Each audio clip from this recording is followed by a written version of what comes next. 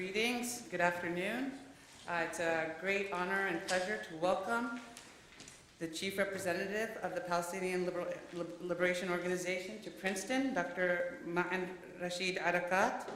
Maen Areikat is the Chief Representative of the Palestinian Liberation Organization and General Delegation of the PLO to the United States. He will present a public lecture today entitled 20 Years After Oslo, Lessons Learned and Future Options. Prior to his appointment to Washington, Maen Areikat was bestowed the rank of ambassador by chairman of the PLO and Palestinian National Authority President Mahmoud Abbas. Ambassador Areikat served for 11 years at the Negotiation Affairs Department of the PLO in Ramallah, most recently as its deputy head and coordinator general. Areikat first joined the Negotiations Affairs Department in 1998 when it was headed by current Palestinian President Mahmoud Abbas and served as Director General until March 2008. Prior to his service at the Negotiation Affairs Department, Areikat worked at the Orient House from 1993 to 1998, the headquarters of the PLO in Jerusalem and of the Palestinian negotiating team for the Madrid peace talks. With this introduction, it's a great pleasure, again, to welcome Maen Areikat to the podium. Thank you very much.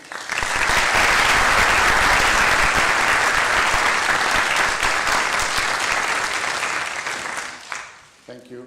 Does this work now? It should be working, right? So you can hear me without leaning over. Okay. Thank you, Dr. Amani.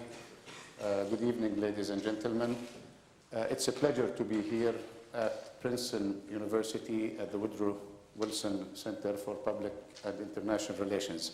It's also a pleasure to see Ambassador Daniel Kertzer, whom I've had the pleasure of meeting almost 20 years ago when, in the aftermath of the Oslo Accords, he was part of the US team that worked the details with the Palestinian and the Israeli sides to implement the agreements that were signed at Oslo in September of 1993. Those were the good days, Ambassador Kertzer. Hopefully, we will once again witness those good days in the very near future.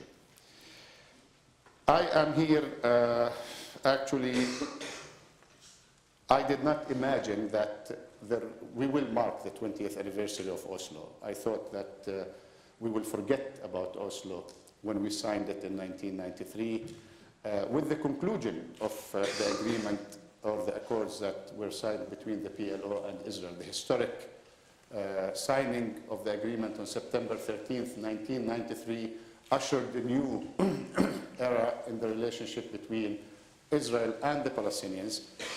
And in 1994, the Palestinian Authority took control for the first time ever of a Palestinian territory after the Israeli army withdrew from those territories, namely in Jericho and the Gaza Strip.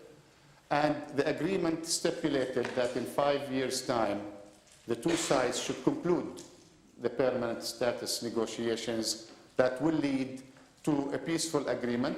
From the Palestinian point of view, the establishment of a Palestinian state that lives side by side with Israel and end the conflict and start or open a new page of cooperation and peaceful coexistence between the two people and the two sides.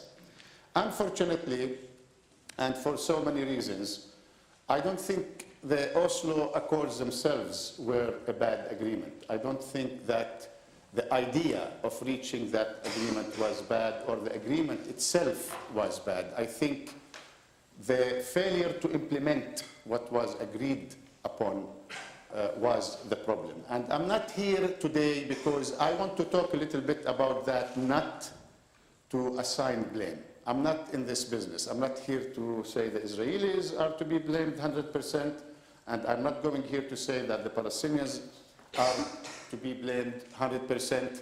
I think in the process, mistakes were committed. And maybe the two parties shoulder some of the responsibilities, but the agreement itself, the accords themselves, and certain events that took place on the ground contributed to the, not the failure, but contributed to the accords not working exactly as they were planned. Let me just go quickly through some of the major reasons why, in my opinion, the agreement did not work. First of all, the ambiguity of the agreement or the accords themselves. The language that was used was so ambiguous that both parties could interpret the clauses and the terms of the agreement to their own advantage, and that to some was the only way that the two sides could agree on something like that. So there was so much ambiguity that at a later stage proved to be very, very crucial in undermining the implementation of the agreement. The two sides wanted an interim agreement, a period to cool off, to build the trust and confidence between the two sides after years of conflict, violence, occupation. And they agreed to defer the major issues until later, until after the interim agreement is over. Now, when we talk about the major issues, we're talking about the same major issues that today remain unresolved. Jerusalem, security, borders, refugees, settlements, and you can add to that water, which almost was included in the interim agreement, but Israel refused to do so, and they said it should be deferred until after the interim agreement is over. So, deferring these issues and trying to allow for a period of trust and confidence between the two sides did not yield the desired results. Instead, lack of confidence, lack of trust actually undermined the efforts of the two sides to maintain and preserve the interim period. And these issues in 1999, May of 1999, which was the deadline to conclude a permanent status agreement, were not resolved. And then, after that, the Intifada broke out, Camp David failed, and, we could not get engaged again in the political process. Another important reason was the absence of a verification and monitoring, or a monitoring and verification mechanism. An agreement was signed between two sides who for a long time did not trust each other, and yet there was no monitoring and verification mechanism established to decide which party is not adhering to the agreement. There was an arbitration system or mechanism, but it required the acceptance of both sides to activate it. And that, of course, did not happen, so we did not have a robust monitoring and verification mechanisms or arbitration system. There was no role for third parties, and again, that could be added to the verification and monitoring and arbitration. The third party role was completely absent. It was left for the two sides to sort out their differences. Now, the following three maybe have nothing to do with the agreement itself, but the assassination of Prime Minister Yitzhak Rabin in 1995, I think, was a turning point in undermining and derailing the peace process. The fact that an Israeli extremist managed for the first time ever to kill an Israeli minister, to assassinate an Israeli prime minister who was committed to the peace accords between Israel and the PLO, did significantly undermine and derail the peace process. Because Prime Minister Rabin was a military man who fought in Israel's wars, and he understood what it means to continue the conflict, what it means to continue to engage in wars with Israel's neighbor.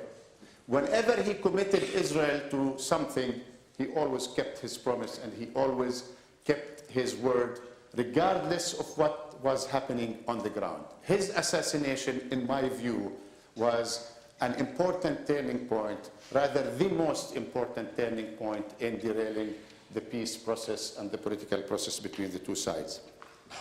Then we had the violence that broke out on the ground.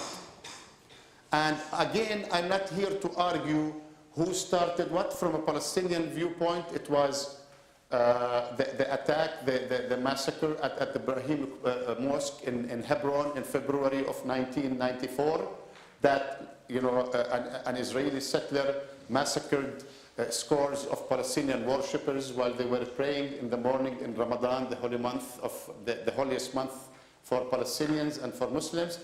And others can argue it's what happened after the suicide bombings that were carried out by extremist Palestinians against Israeli civilians. So regardless of that, and again, I'm not here in the blame game, the violence and the counter-violence that took place between the two sides managed to completely distract the two leaderships and almost hijacked the process from the two political leaderships. And they were trying just to put out fires that were happening on the ground, and this had an impact on Israel after Prime Minister Rabin was assassinated. Shimon Peres, who's the president today, failed to win the elections and to succeed Rabin. Prime Minister Netanyahu, who is the current Prime Minister today, managed to win in 1996, and the first thing he said after he won, I'm not going to adhere to the Oslo Accords. So that was a famous statement, and his recent speeches attest to that. And another aspect is the fact that on the ground the settlement enterprise continued. Actually, and you will be surprised to hear that, from 1993 to 1996, the period of what we call the golden age, the golden days of the relationship between the Palestinians and the Israelis, the number of settlers tripled in the West Bank and Jerusalem and the Gaza Strip. During the time that Prime Minister Rabin was the Prime Minister, the number of settlers in 3 years period tripled in the West Bank, the Gaza Strip, and Jerusalem. But the reason we continued to talk is because we felt that we have a committed Israeli leadership and that Prime Minister Rabin was sincere and serious about putting an end to this conflict. So we wanted things to continue in a constructive manner, hoping that we can resolve the conflict. Now, many wonder why now the Israelis and the Palestinians, I'm done with Oslo, why now we are once again politically engaged. I think an important point is our admission at the United Nations. Unfortunately, not too many people, especially in this country, would like to admit that. I remember in 2011, when we decided to go to the United Nations, people, editorials, opinion writers, ridiculed the idea of the Palestinians going to the United Nations. So what? What if you get admitted to the United Nations? What difference would that make? It's not going to change anything on the ground. It's not going to force Israel to pull out from the West Bank and allow the Palestinians to have a Palestinian state. It's not going to do this. It's not going to do that. And they try to discourage us and to empty the whole idea from its meaning by attacking our efforts at the United Nations. That was in 2011. You all know what happened then. The United States pressured other member states of the Security Council so that we cannot get the quorum needed to take the issue to the Security Council for a vote. The UN Security Council is the only body that can recognize a state and allow it to become a member of the United Nations. And the United States succeeded in preventing us from getting a quorum at the United Nations, and the issue was never taken to a vote at the UN Security Council due to US pressure. So in 2012, after 2011, we said, okay, there is a political opportunity that has opened today. Let's try to once again start the political process. Let's try to convince the Israelis to sit down and to genuinely discuss with us an end to this conflict, an end to the occupation, and trying to resolve all the outstanding issues.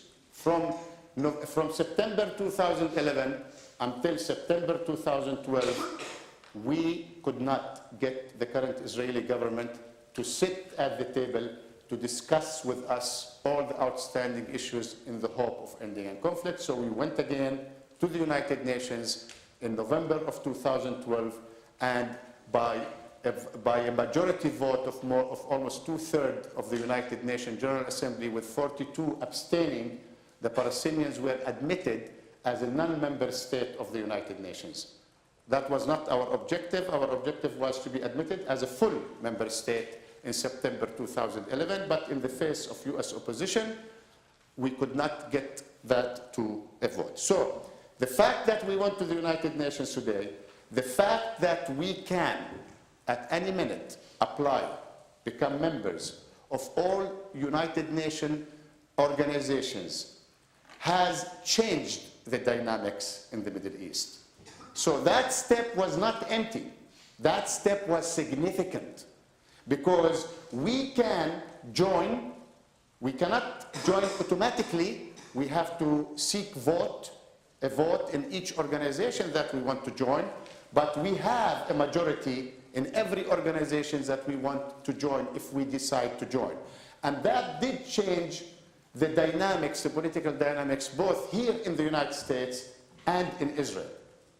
Because if we pursue membership in many international organizations, including the International Criminal Court and International Court of Justice, we will have the leverage that we have always been denied in our relationship with the occupying power, which is Israel in the Palestinian areas. And therefore, that move was significant in compelling the United States to, once again, start search for the political process. Of course, it's not a secret. As a result of our political engagement with the Israelis today, we have accepted the US demand or request not to pursue membership at any UN organization, until the 6 to 9 months period is over and until the US exhausts its efforts to try to reach an agreement between the two sides. The other reason why now, I think, is Secretary of State Kerry himself. We have been witnessing a Secretary of State who is very determined and very resolute to pursue the matter. Even with problems, crises elsewhere in the Middle East, which is on fire today, Secretary of State has shown devotion, commitment, and resilience in pursuing the matter. In a very short of period, early this year, he met Palestinian and Israeli leaders more than 7-8 times, both in Israel, in Palestine, in Europe, everywhere. Wherever he had a chance, he met with Israeli and Palestinian officials and leaders to pursue the issue. Secretary Kerry does not feel that he is under pressure. I think he knows the subject matter very well, as when he played the role of the chairman of the Foreign Relations Committee, the Senate Foreign Relations Committee. He had extensive relationship with both sides. And he is someone, I think, in my view, that does not have any political ambitions, future political ambitions. I think to him, being the Secretary of State, this is the most important task he has today, and he would like to see a Palestinian-Israeli agreement anytime soon, so that he can do what many before him have failed to do. So he is taking a multi-approach system, which could be the difference between previous approaches to the conflict. He's taken a political, economic, and a security approach, 3 parallel approaches in dealing with the Palestinians and the Israelis. On one hand, he's trying to discuss with the Israelis their security, their legitimate security concerns. At the same time, he is trying to push an economic package that will help the Palestinian economy, improve the economic conditions of the Palestinian people, and pursuing the political track in the form of meetings between the chief negotiators, Israeli and Palestinian chief negotiators. Another reason, I think, why now the international community is going through a serious fatigue when it comes to the issue of peace in the Middle East. And you can see that among donors in Europe who are sick and tired of continuing to provide financial assistance to the Palestinians in the hope of reaching an agreement. You can see also the debate within the Israeli society about the identity of Israel, Jewish or democratic, or Jewish and democratic. You see that within the Palestinian society, the divisions among the Palestinians and those who are supporting the political process and those who are opposed to it. And you see a diminishing role for the United States as a regional power in the Middle East, and some argue even internationally. The things that are happening in the Middle East today, the United States does not have much control of, maybe a little bit of control, but even in areas where they had control, things have backfired and did not produce the right results. So there is that sense of fatigue and tiredness on the part of many parties, including Israelis and Palestinians and the international community, who have grown fed up with the failure to put an end to this conflict with all the implications that it could have in regional stability, Middle East stability, and world stability. I've heard, of course, many talk about the fact that the Arabs have been involved supporting the efforts of Secretary Kerry, but the Arabs have always been supportive of US efforts. They have adopted and sponsored the Arab Peace Initiative of 2002, which was later adopted by all the members of the Organization of Islamic Cooperation. 57 Arab and Muslim countries have expressed clearly their willingness to establish normal relations with Israel if Israel agrees to withdraw from the occupied territories of 1967. 57 Muslim and Arab countries, including Iran, signed on the Arab Peace Initiative many times. So the Arabs have always been supportive of the efforts of the United States to pursue peace in the region. Now, what is next? I think Secretary of State Kerry decided that there will be a 6 to 9 months period for these meetings to be concluded between the Palestinians and the Israelis.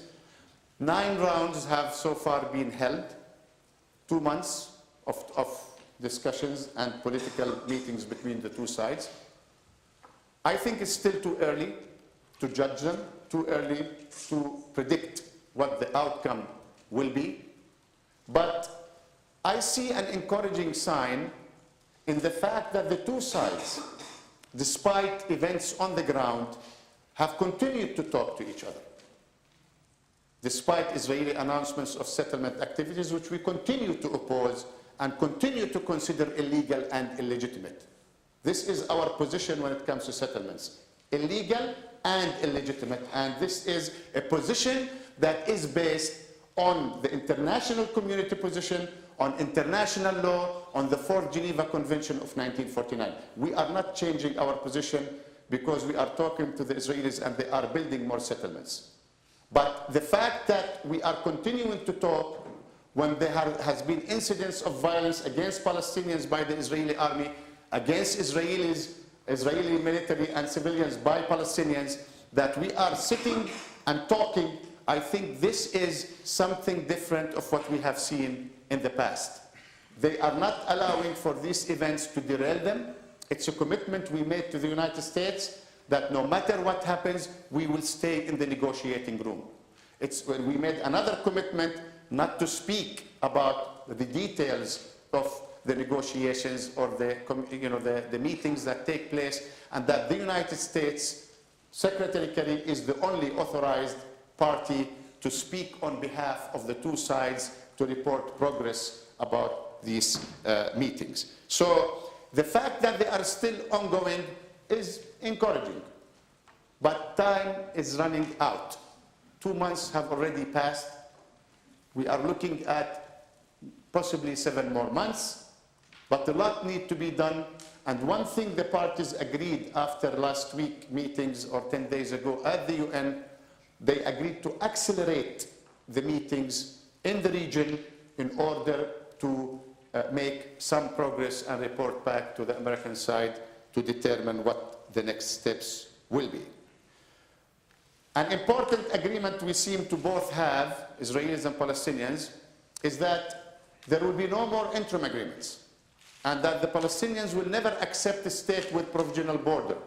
And the objective and goal of these negotiations are to reach a comprehensive, just and lasting peace that will put an end to the conflict and will put an end to all claims between the two sides.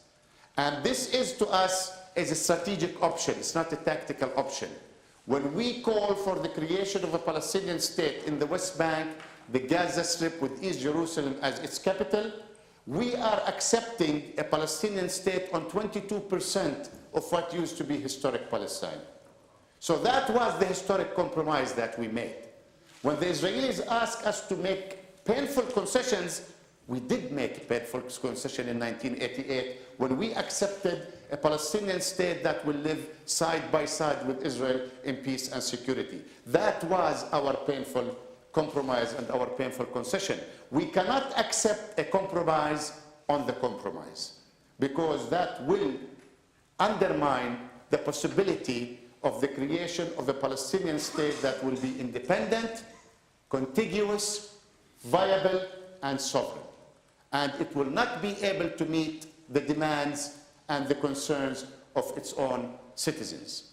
So we are engaging in good faith with the Israeli side. We would like to see an end to the conflict because we believe that we Palestinians are paying the heaviest price for the lack of peace. So we have no interest whatsoever in prolonging this conflict. We want to see a quick, immediate end to the conflict that will lead to the establishment of a Palestinian state, an end to the conflict between the two people, providing a better opportunity for the two peoples, their children, future generation to live in an area of peaceful coexistence and cooperation and work together to build a better future for all of us in the region. Thank you very much.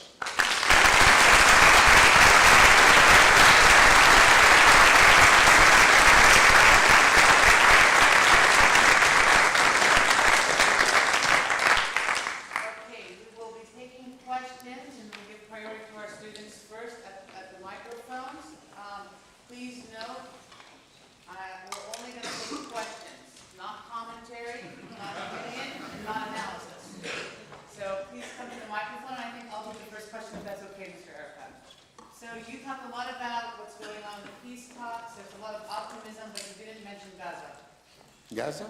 I said the division without mentioning Gaza, yeah. So a lot of people argue that the PNA has very little control over what's happening in Gaza and Hamas. It's a very difficult issue, so I think I'll just put it out there. How would you respond to that? Well, I mean, the facts speaks for themselves. There is a division. There is a physical, political division between the West Bank and the Gaza Strip. It's an unfortunate division. But even with that, I don't think that it changes the overall objective of the Palestinian people. You have to remember that not everybody in the Gaza Strip is a supporter of Hamas. And the majority of the Palestinians, both in the West Bank and the Gaza Strip, remain fully supportive of the two-state solution and a peaceful resolution to the conflict. And if you follow the recent polls, there is a strong opposition by Palestinians to resorting to any kind of violence or intifada uprising against the Israelis anytime soon, despite what you hear. So the divisions are real, but I think when it comes to agreeing on the overall political strategy, the majority of the Palestinians are in favor of a two-state solution and resolving the conflict with Israel in a peaceful manner. Thank you so much.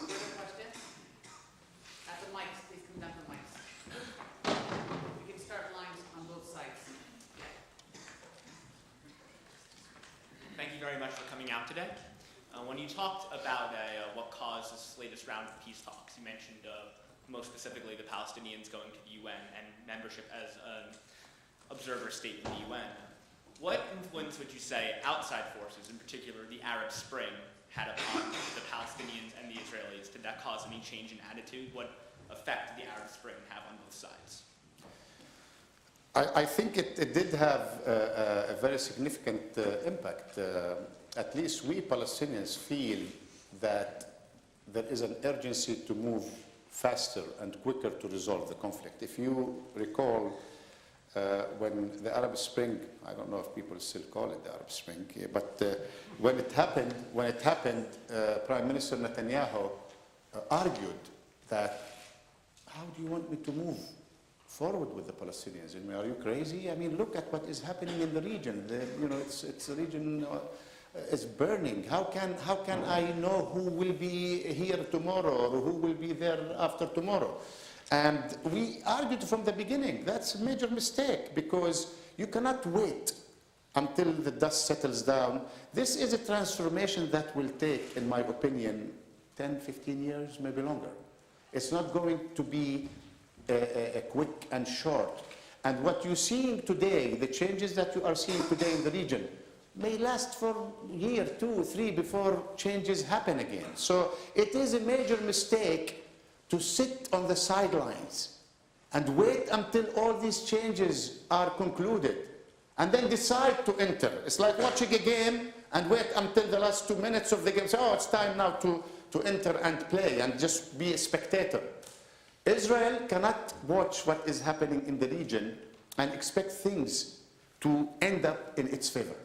Because what the Arab Spring, the message, the strongest message that the Arab Spring brought was that the street is important in the Arab countries, that no government, regime, president, leader is immune. And if you look at the sympathy among the Arab peoples towards the Palestinians and their cause, it's very high. Maybe they are not 100% concerned about the Palestinians today, but naturally, Arab nations, Arab peoples are very sympathetic to the Palestinians. So if their voice will be heard and they will have a stronger say in the future of their countries, you can expect that to be translated at some point in the future into more support to the Palestinian people, not less support to the Palestinian people. So Israel should heed the Palestinian cause to genuinely sit, negotiate, put an end to this conflict, because that would be in the interest of all the parties in the region. Thank you. Thank you for coming. So you spoke about the importance of Prime Minister Rabin in facilitating the Oslo Accord process and potentially coming to some long-term solution. People say that former Prime Minister Ariel Sharon had a similar type of effect towards the end of his tenure. Do you think that's the case? And do you think Prime Minister Netanyahu has a similar personality conducive to potentially creating that type of... Rabin was a tough negotiator. Netanyahu is not a negotiator. That's the difference between the two. There's a big difference between a no-negotiator or a non-negotiator and a tough negotiator. Rabin, when he negotiated, he defended the interests of Israel strongly. But he had an important saying, I will continue to negotiate with the Palestinians as if there is no violence, and I will find violence as if there is no negotiations. He never used violence and pretext to stop, because he believed strategically in the objective of ending the conflict with the Palestinians. As for Ariel Sharon, when he embarked on the disengagement in 2005, that was a unilateral move. He didn't even coordinate with the Palestinian side, despite our appeals to him to coordinate with us. It was a unilateral move aimed at preempting any international/US effort to present a plan and put it on the table. Some of his aides came to him and said, hey, if this stagnation continues, the United States and the international community are going to force a plan on you and on Israel, and it will be unfavorable. So why don't you do something? So they came up with the idea of that unilateral disengagement from the Gaza Strip. And had he not fallen ill, he could have continued with this unilateral disengagement, and God knows where we would be today. I cannot say that we would be in a worse position, because today the conditions are already difficult in the occupied Palestinian territories. But he is someone who believed in unilateralism, not working with the Palestinians. Netanyahu does not want to engage and sit and put everything on the table and try to solve it once and for all. He dwells on the past so much. If you want to live in the past, you cannot move forward. He needs to start looking forward. You cannot think about 7,000 years ago, because I can bring you people on my side who can talk 10,000 years ago and who can open the Quran and tell you that this is for us, and then we can argue with them. Where is that going to take us? Nowhere. First of all, thank you for coming. My question is, as these negotiations go on and time passes, as it always has, how aware are you of, and your negotiating partners, of the changing demographic situation in the Holy Land, especially over the next decade and 2 decades? Does this weigh heavily in the negotiations, or does each side just not focus on it? Thank you. Thank you. Well, you know, this is what all I want to know. I know I've used the demographic issue to impress on my audiences the urgency of reaching an agreement. And there are so many projections. In 15 years, 20 years, the non-Jewish population between the Jordan River and the Mediterranean will be larger than that of the Jewish population. And what would that mean to Israel, to their Jewish identity that they are fighting to maintain and preserve? But I like to look at things differently. I like to look at things from a different angle. We both are destined to live on the same land. I mean, what is the alternative? For them to transfer us by force or kick us out of our country by force? I don't think this is going to be feasible. It will not be tolerated, not only by Palestinians, Arabs, Muslims, international community, but by Israelis and by Jews around the world. You know, this is not going to happen anytime soon.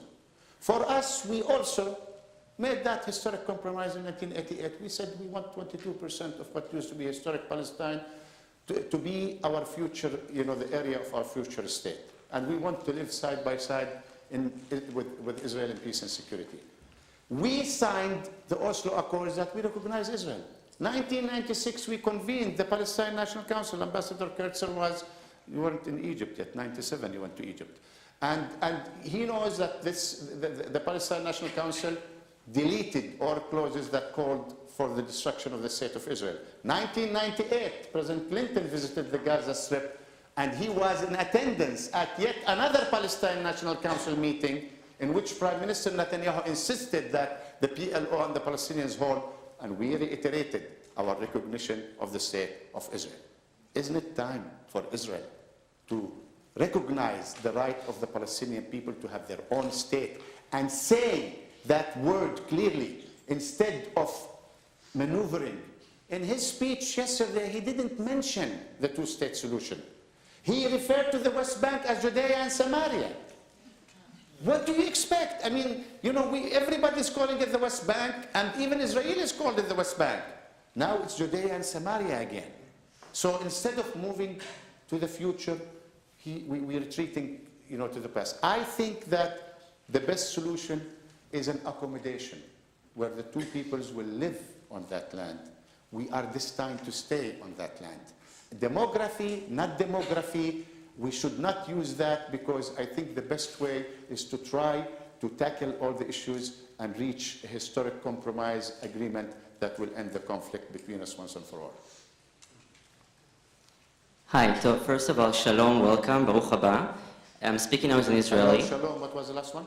Baruch haba, welcome, Princeton. Thank you. So I want to just make a statement, something you said 2009 in an interview to the Israeli media. You said that Israel's claim to be a Jewish state is ridiculous, absurd, and against international law. So is it different now? Is official statement by the Palestinian Authority or not? And when you say Israel, do you say Israel as a Jewish state? Or do you say Israel as a state for all people and not specifically Jewish? Because then you're contradicting the Palestinians' claim for their own land, because they should go together. I do not recall in 2009, I know exactly what you're referring to, but I didn't say exactly what you said. You're referring to something that was published in USA Today. 2009, you said? Oh, that was 2011, maybe. But I don't recall saying that, because 2009, the debate about Israel as a Jewish state was not really, a hot issue as it is today. But I'll be more than happy to if you can get me the text of that, because I don't recall, dealing with that issue. The issue of Israel as a Jewish state. We said repeatedly that we recognize Israel as a state of Israel. This is the official title of Israel at the United Nations, the State of Israel. One step maybe for Israel is to go and change its name at the United Nations before they come and seek recognition from others of the new name. That could be one step. Secondly, whatever Israel wants to call itself, that's their business. We don't interfere with this state or that state describing themselves, calling themselves the way they want. But to come to us, Palestinians, who are still under occupation, when there is no permanent agreement, peace agreement between us and the Israelis, and try to seek recognition of Israel as a Jewish state, when 1.6 million of Israel's citizens are of a Palestinian origin already discriminated against in Israel today, when the issue of the refugees is not resolved yet, when Israel accepted in previous agreements that the issue of refugees will be on the table, like Jerusalem, like security, like settlements, like borders, you can't ask me to compromise on the rights of the Palestinian Israeli minority or the Arab Israeli minority that is in Israel, and to try to upfront, give up my right to discuss the issue of the refugees with Israel as agreed by asking me to recognize. The issue of recognition of the Jewishness of the state, I don't think it's meant to obtain that recognition. It's only a tactic, a condition that Prime Minister Netanyahu and the Israeli government are trying to impose on the Palestinians, knowing in advance that no Palestinian will accept that. So it's meant to only delay the resolution of the conflict. It was not mentioned in the past in our agreements with Israel. It was not mentioned between Israel and Egypt and Israel and Jordan. So why now, only 3-4 years ago, everybody is talking about that and seeking recognition from the Palestinians of the Jewishness of the state? So I don't think that the Palestinian leadership will accept that precondition, because we believe it's an issue that is left for Israel to decide. We recognized Israel in 1993, 96, 98 as the state of Israel. Hello, thank you for coming.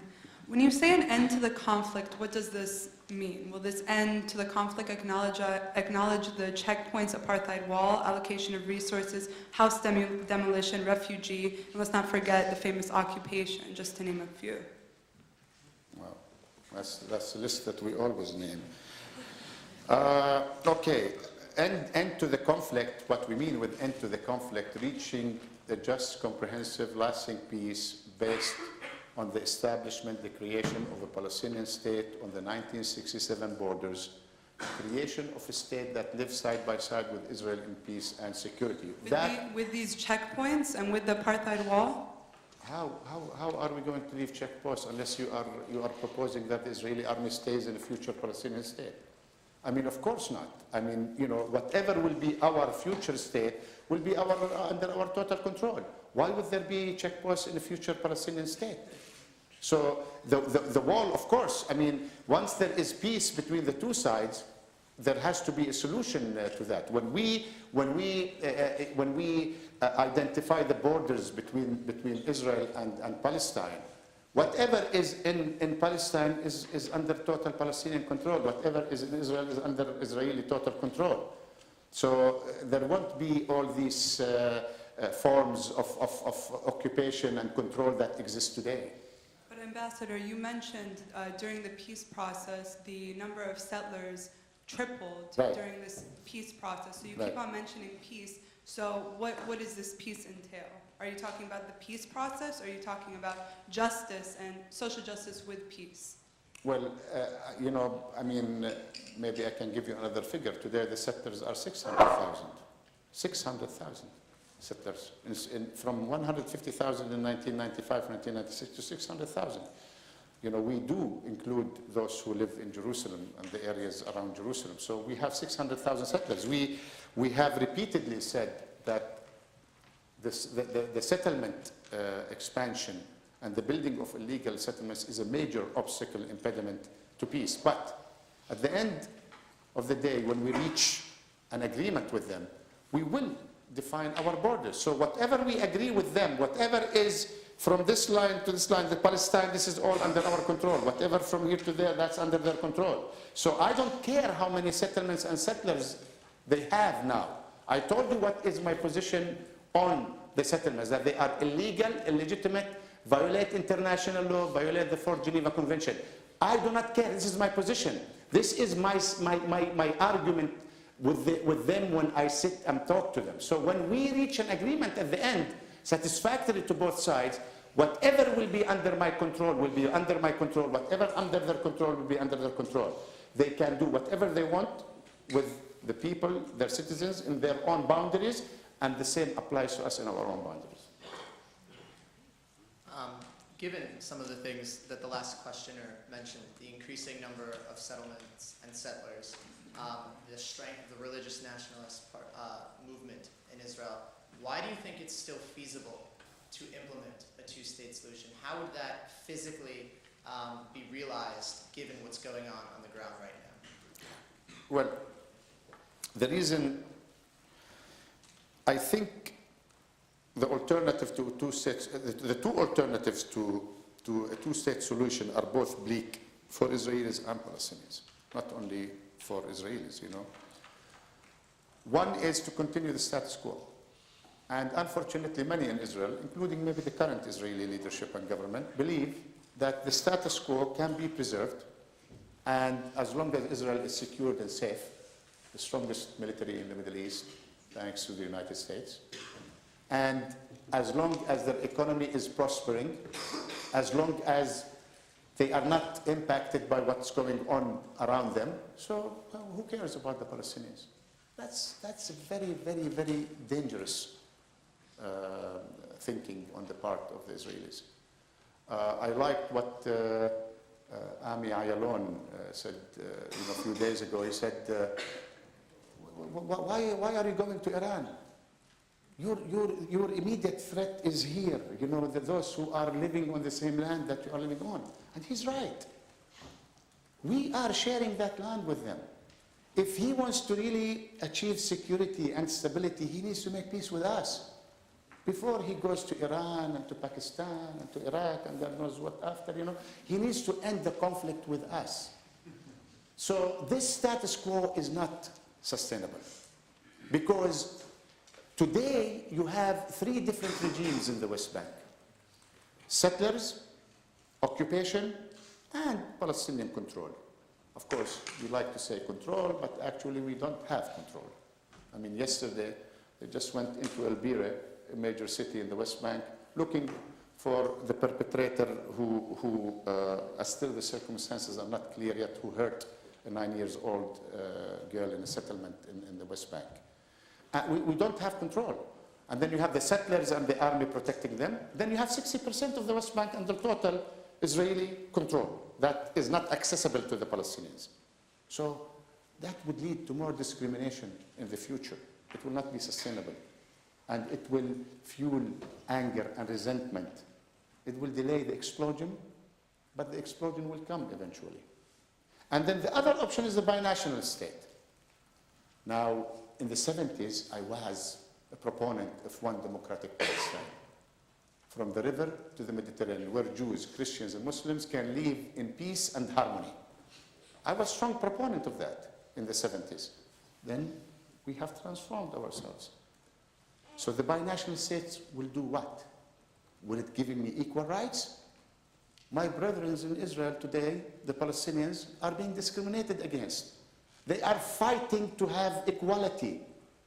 42 laws were introduced in the Knesset over the last couple of years that directly discriminate against the residents of Arab and Palestinian origin. So I will change my struggle from a political struggle to social justice struggle. And with a dominant power like Israel, how long it will take me? Many, many years to be able to achieve that equality. So the two-state solution is the most ideal under the current circumstances. We know that the facts on the ground, what is happening on the ground, is discouraging. But the fact that it is the only viable option for both is the source of hope that the Israelis will come to understand, that this is the only solution, the only feasible solution. And that's why we continue to advocate a two-state solution that will preserve our national identity and their national identity. First of all, thank you very much for coming today, Ambassador, and for dealing with all of our questions. You spoke a little bit about the importance of Jerusalem being the capital of a future Palestine state. And I know that's a point of significant contention in the negotiations between Israel and Palestine. I know another point on the table, or proposal on the table, is to have Jerusalem administered by an instrument of the international community. I was hoping that you could talk a little bit more about that and about Palestine's opinion on that proposal. Thank you. Okay, well, Jerusalem is a very sensitive issue.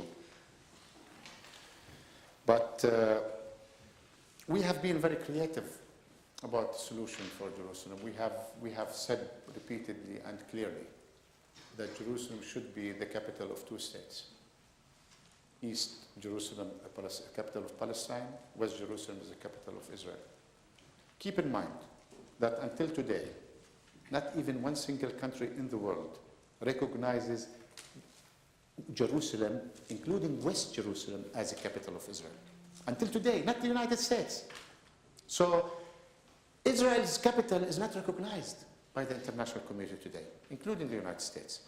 When we offer that solution, we provide Israel with the opportunity to actually, for the first time ever, have its state in Jerusalem. But if you want to tell me that you want to have monopoly over Jerusalem, and that it is the eternal, undivided capital of the state of Israel for another 1 million years, fine. You can do that. You have the power to do it, but it will not bring you peace and security. It will not resolve the conflict.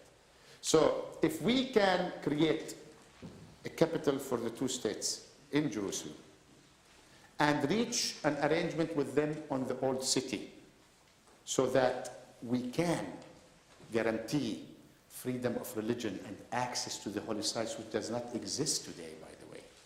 Whoever tells you there is freedom of access for Palestinians, both Muslims and Christians, to visit their holy sites in Jerusalem is not telling you the truth.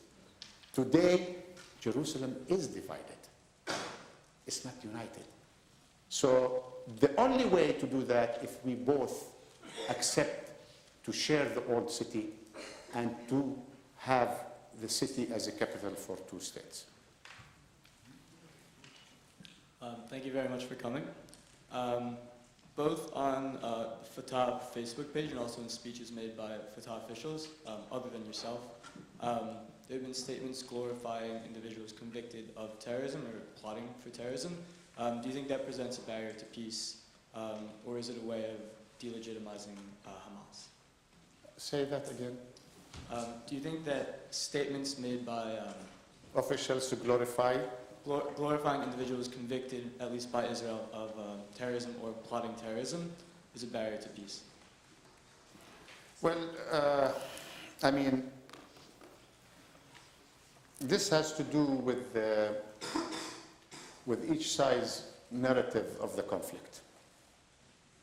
I mean, what Israel calls as fighters for the state of Israel and defenders of the state of Israel, in the eyes of the Palestinians, are people who committed crimes against their people, killed their innocent civilians, and what we consider as freedom fighters who are fighting for the independence of our country are called by Israelis terrorists and people who are perpetrating violence. So you have two different narratives about this. You don't expect me to overnight change that narrative the same way the Israelis have not changed it. They have had their own state since 1948. 65 years later, they are still talking about 7,000 years ago and finding something in the ground that, tells that they were there. It's not easy with this emotional, complex conflict going on to expect the two sides to change their narrative. Recently, 2 years ago, they named I think a street or something in Jerusalem after someone who blew up the King David Hotel in 1948 and killed Palestinians and British soldiers. The guy, Baruch Goldstein, who went into the Ibrahimi Mosque and killed Palestinians while they were praying, they erected a monument for him in the Kiryat Arba settlement. They name streets after people who are, in our narrative, are terrorists. So listen, I'm not saying it's a glorification or condoning. Our position on violence, terrorism, including state terrorism, is very clear. We are opposed to all forms of terrorism. Individuals, organizations, and state.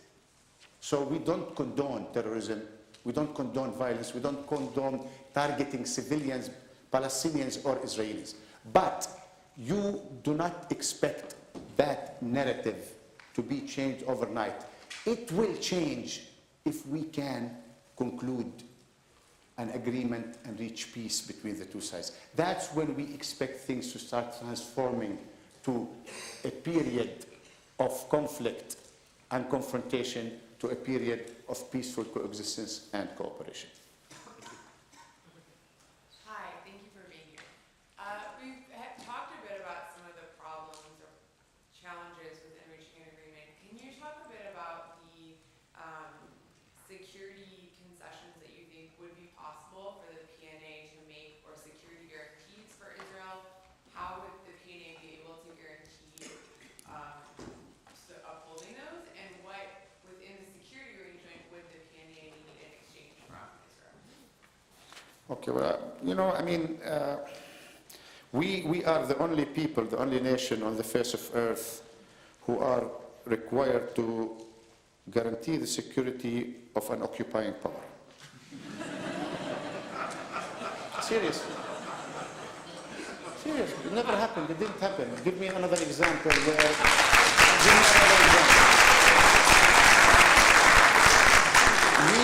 when we signed the Oslo Agreement, the World Bank, the IMF, asked us to adhere to international standards before we can even apply for loans, and we were not independent, and yet we did that. Today, we boast and brag about the transparency and the accountability. The finance minister, the Ministry of Finance, posts the budget of the Palestinian Authority on the website, online, for people to look at. We have nothing to hide. But to expect me, the occupied, to secure or guarantee the security of the most powerful country in the Middle East, I don't think it's fair. I know, I'm coming to answer your question. I am. I had to make this statement. Now, having said that, we have been so forthcoming and flexible on that issue. First of all, we said we will be a non-militarized state. Because I don't think, Ambassador, there is a demilitarized concept in Israel. There is a non-militarized, not demilitarized, because demilitarized do not have any single weapon. Non-militarized, meaning we don't want to have offensive forces. We don't have an air force, We don't want to have submarines, we don't want to have ships, we don't want to have tanks, and God forbid, no nuclear weapons. Okay? So we said non-militarized. Secondly, we are willing to accommodate Israel's legitimate security concerns and station on our territory forces representing a third party at any location with any function for whatever duration Israel wants, but not one single Israeli soldier. Not one single. And when I say not one single Israeli soldier, some in the past misquoted me saying that Palestinians don't want Jews to live in Palestine. No, what I mean, not in their current occupation format. And when I say Israeli, it means Muslim, Druze, Christian, Russian, what have you. I don't care. Among the third-party forces, we will accept American Jews, British Jews, Swiss Jews, what have you. It's an issue of a principle for us. We cannot allow the occupiers to be the peacemakers. Come on, guys. So we are flexible. Non-militarized, third party, with whatever functions they want to have to secure the borders between the two sides and to make sure that we will build enough trust between us that one day, hopefully, neither them nor us need any forces to protect our borders. Final question over here. Thank you. First of all, thank you so much for coming. And I'm really assured to hear that the PNA is dedicated towards non-militarization and towards the security of the State of Israel. But looking at the state of security, I want to focus our light on something different, which is Hamas. So I've often defended a two-state solution in discussions and debates, and I really empathize with Palestinians. But it's hard for me to reconcile the fact that Hamas has pretty much free reign over the Gaza Strip. And if there were to be a two-state solution, I'm not sure how the PNA would be able to ensure security in the Gaza Strip, not in terms of non-militarization, but in how you would be able to handle. There are about 15,000 Al-Qassam Brigade fighters. So if you were to be non-militarized, how would you handle the threat inside the Gaza Strip that these extremist fighters pose towards the State of Israel? Okay. Well, first of all, let me clarify our position vis-a-vis Hamas. As you know, Hamas is not part of the PLO, neither is Islamic Jihad. The PLO is a representative of the Palestinian people. There has been talks to end the division in order for Hamas and the Islamic Jihad to join the PLO.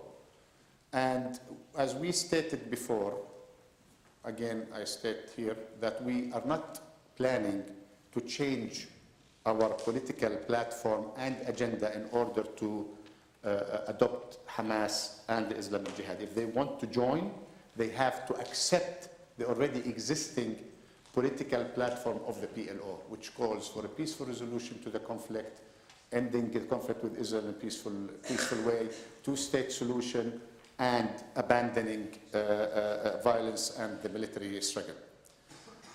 Hamas is a political power force within the Palestinian society. We cannot deny that. We disagree with them on the tactic because they want to resort to military struggle and violence in order to achieve their objectives. And we share with them the objective, which is to establish a Palestinian state, end the conflict, allow the Palestinian people to live in freedom and dignity. So in our discussions with them, we try to convince them that we can realize these objectives by non-violent means, by peaceful means. And in recent months and years, actually, we have succeeded to obtain some advanced position from their leadership about non-violent resistance, two-state solution, etc., etc., etc. Now, extremists on both sides thrive on lack of progress and lack of peace. And the only way to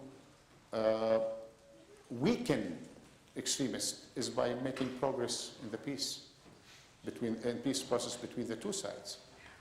If you start making progress, you start to weaken them, in their own respective societies and communities. But lack of progress plays into their hands. And whenever we reach an agreement, we said that we will put it to a referendum by the Palestinian people. And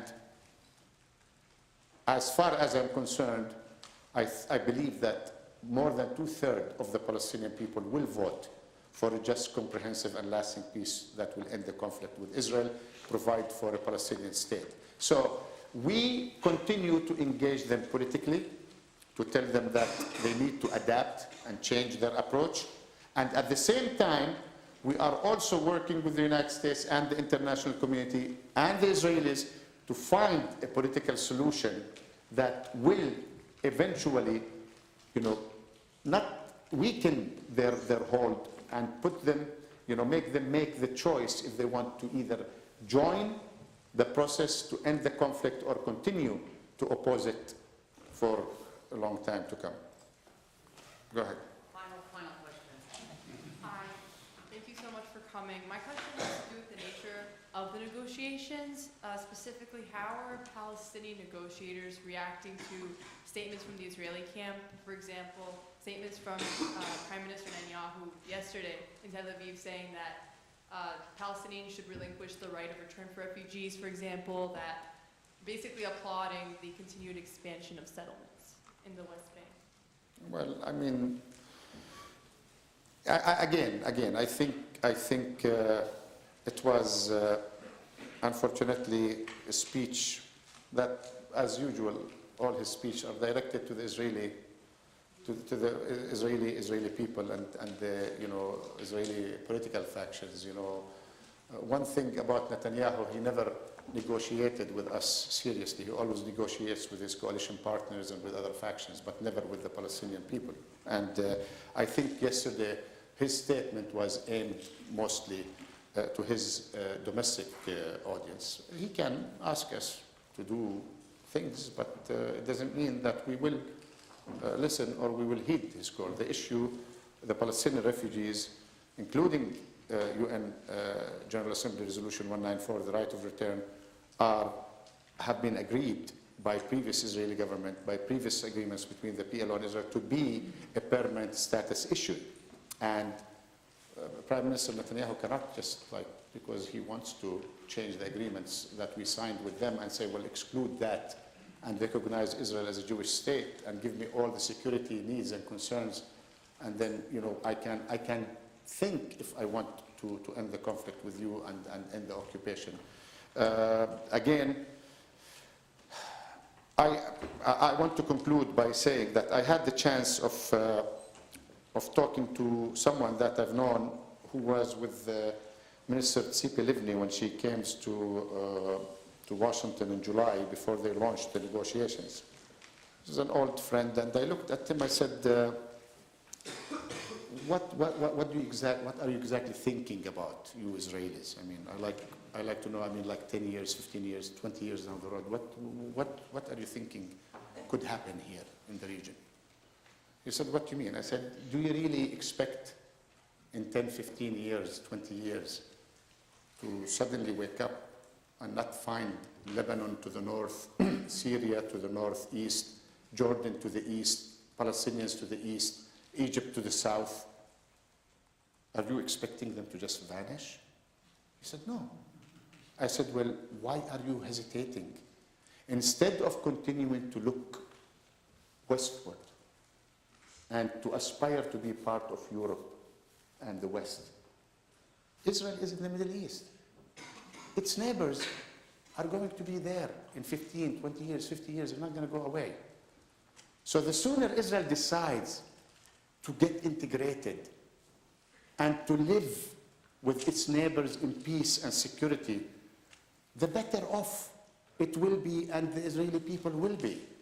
But to continue to ignore that neighborhood or the backyard, and to keep looking westward, ignoring what is eastward, is not going to provide Israel with the stability and the security they need. So that is the time for Israel to decide if they want to remain there and coexist with their neighbors. Because if they continue to play for time, the changes that are taking place in the region, the unpredictable changes, could create a situation that Israel will not find neither a Palestinian leadership nor an Arab leadership that is willing to accommodate and coexist. And then, what will Israel do? Continue to fight for another 50 years, 100 years? So this is the major question for Israel. They need to decide today to become an integral part of the Middle East, live in peace, coexist with all their neighbors, including the Palestinians. Not like the passenger on a flight from London to Tel Aviv one time I was taking. He sat next to me, an Israeli, and he looked at me and said, "Where are you from?" I don't want to, be funny trying to accent or anything, but he said, "Where are you from?" I said, "I'm your neighbor." He said, "Oh, Jordan." I said, "What happened to the ones next to you?" "I am your immediate neighbor." So, sitting with me, I'm still your neighbor. He said, "Jordan." So they need to start thinking about coexisting with their neighbors, but first and foremost with us, the Palestinians, who will live, hopefully, in peace and security with them for generations to come. Thank you very much.